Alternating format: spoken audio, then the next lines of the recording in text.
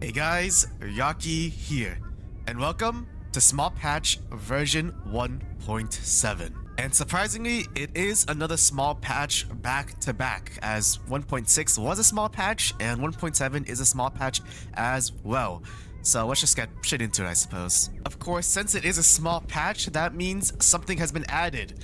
Those things being added is 3 new maps. The first one being Mortuary. Mortuary is a cave prey-ridden barn which is now used as an embalming facility, which has a bunch of close range cover in combat, but also it favors mid and long range as well due to the open cover. This was made by Potato.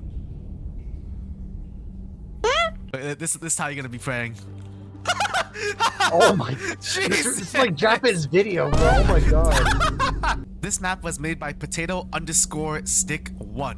And personally, this was one of my favorite special maps due to the fact that there are these coffins here that are nation aligned, empire aligned, and also Solar Coalition aligned, which was just a super cool detail. And these icons are sick looking. So it's great to see it in the main game now. Another map added from the special maps pool and is now in the main map roster is Medical, which is a hospital, because it's in the name, guys, come on. And it features 2-story combat. But do note that you can only capture on the first floor. What's great about this point is the many ways you can access the main building. There are so many ways just to enter and join the fray of combat, which is super cool to see. And although you can't capture on the second story, you do know where everyone is because the capturing point is on the first floor. This map was made by Creeper Heeper, which, well, a great addition into the main map roster. And next up, we have Waterworks. Well, actually, no, it's called Basin now. It is what it is. It's a reservoir for storing water. Duh.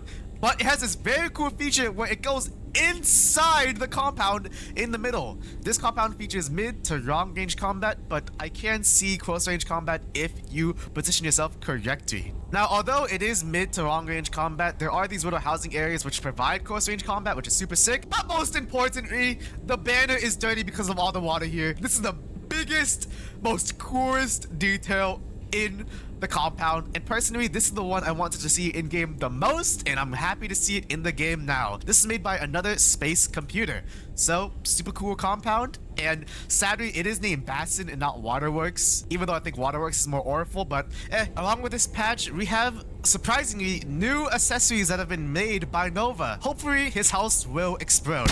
Anyway, continuing on, the first new accessory is the handcrafted flower. A flower either carved out of wood for the Empire or welded with steel for the Nation. As you can see for the Nation, it is welded with steel, and it actually does look pretty beautiful, I must say. And here we have the Empire variant, that being the wooden carved flower, which I don't think it looks that great compared to the Nation's glowy, beautiful steel, which is just another win for the Nation as per the usual. And next up, we have putty wraps. These are bandages wrapped around your ankles and or knees and was used for protection and or support. It does have Nation and Empire variants. For the Nation, it is a light blue, or dark blue I should say. For the Empire, it is a classic leather brown. Personally, I do like the leather brown on these little knee bandages. So overall, this is actually a pretty nice accessory. And lastly, we have the hand wraps, which, well, are bandages on the hands which can be used for various reasons, either medical or just support. And these look pretty sick. There are Nation and Empire variants, so let's check that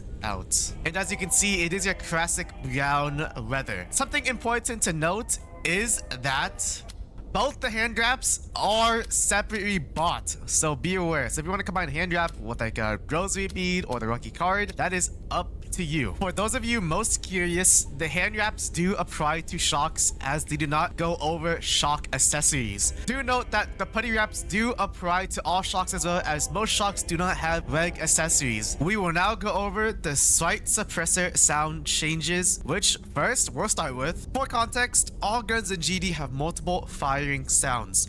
First being the reflection in the caves, then their distant bangs, but also their main sound, which is either their bolting or the actual bang of the gun, which makes all guns unique and identifiable. This also applies to suppressors as well. Now previously, when using a suppressed weapon, the main and also the distant sound effect were both heard at the same range, allowing you to identify what gun it is. But now, the suppressor's main firing sound has been made much harder to hear at a distance, going from 65 studs to 20 studs. However, the reflections and cracks are still at 65. This means that suppressed guns can still be heard from the same distance just like before, but only it is the crack and bang, and you do not hear the main sound of the gun. Meaning that it is much harder to tell what gun is being shot with suppressed weapons. All you really know is that there is a suppressed weapon around. Now, this is a small indirect buff to Geist, as it's much harder to hear the Mondragon being used unless you're super close to them. But also, can't you get like 15 other people to use the Whisper and have a Geist? And that'd just be absolute hell to identify where the Geist is. Made tweaks to the hearing distance and sounds of suppressor reflections to be a little bit more punchier. Hopefully, this change helps suppressors mask the gun being used, while not making them flat out dead silent, which is not only unrealistic but also unimmersive, which is the important part. Here's another change in patch of version 1.7, that being Enlistment Missing Team Balance. A new system to encourage missing team lead balance without resorting to the brute forcing of auto balance has been implemented.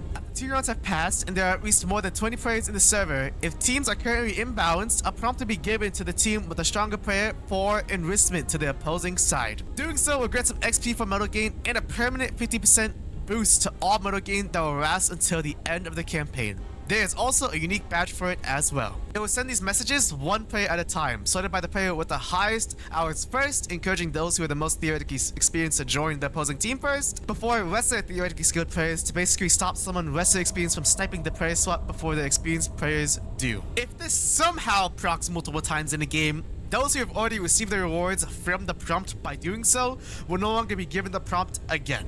You will know when you're eligible for the rewards when it says enlisting to the opposing side instead of the regular team swapping dialogue. This change should help nudge players to want to swap teams for a fairer match for both sides, rather than using a forceful auto balance, which should help with steamrolls just a little bit for the team with missing players. With the new additions out of the way, we will now go over the quality of life changes. Added water impact for boards since some maps have covered water. It will not apply for everything though, as it has to be manually assigned. So special maps are most likely not going to get this effect. There is a new reload queuing mechanic after firing a weapon, making many of the weapons feel less sluggish.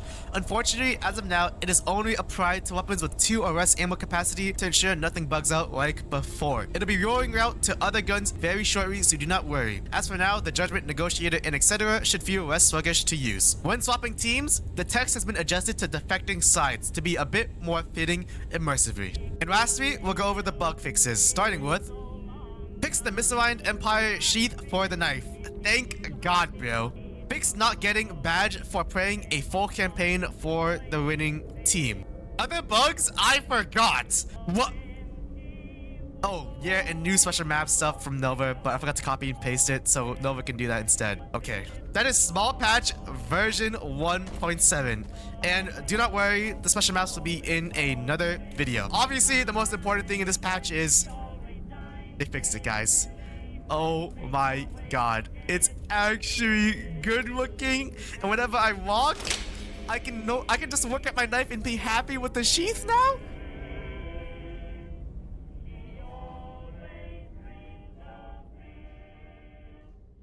Comment save lives.